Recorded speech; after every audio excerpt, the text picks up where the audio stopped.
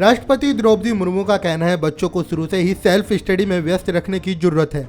उन्होंने कहा कोई भी व्यक्ति बचपन से ही स्वाध्याय कर एक अच्छा पाठक बन सकता है। उन्होंने कहा मनोरंजक और बोधगाम्य बाल साहित्य का सर्जन करने की आवश्यकता है, इस पर प्रकाश डाला जाए। राष्ट्रपति द्रौपदी मुर्मू ने सोमवार को बारीपदा ओडिशा के अखिल भारतीय संथाली लेखक संघ के 36वें वार्षिक सम्मेलन और साहित्यिक महोत्सव में उपस्थित रही। यहाँ उन्होंने कहा कि न केवल संथाली साहित्य बल्कि सभी भारतीय भाषाओं में रोचक बाल साहित्य सर्जन पर भी जोर दिया जाना चाहिए। भारत विभिन्न भाषा और साहित्य का एक सुंदर उदाहरण है।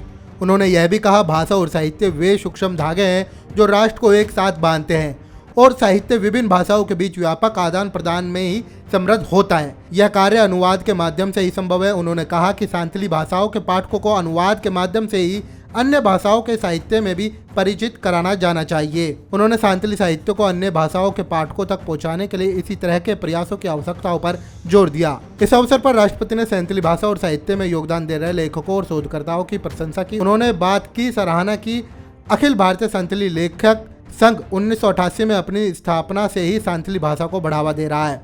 उन्होंने कहा 22 दिसंबर 2003 को संविधान की 8वीं अनुसूची में शामिल होने के बाद सरकारी और गैर सरकारी क्षेत्रों में संथाली भाषा का उपयोग बढ़ गया है।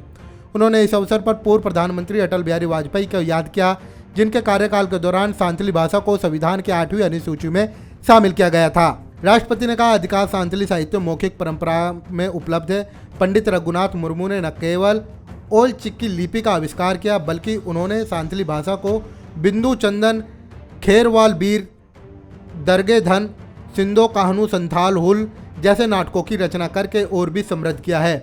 उन्होंने इस बात पर प्रकाश डाला कि संथाली लेखक अपने लेखन कार्य द्वारा संथाली साहित्य को समृद्ध कर रहे हैं। स्वतंत्रता संग्राम के दौरान अनेक साहित्यकारों ने हमारे राष्ट्रीय आंदोलन को राह दिखाई थी। उन्होंने लेखकों से अपने लेखन के माध्यम से समाज में निरंतर जागरूकता पैदा करने का भी आग्रह किया।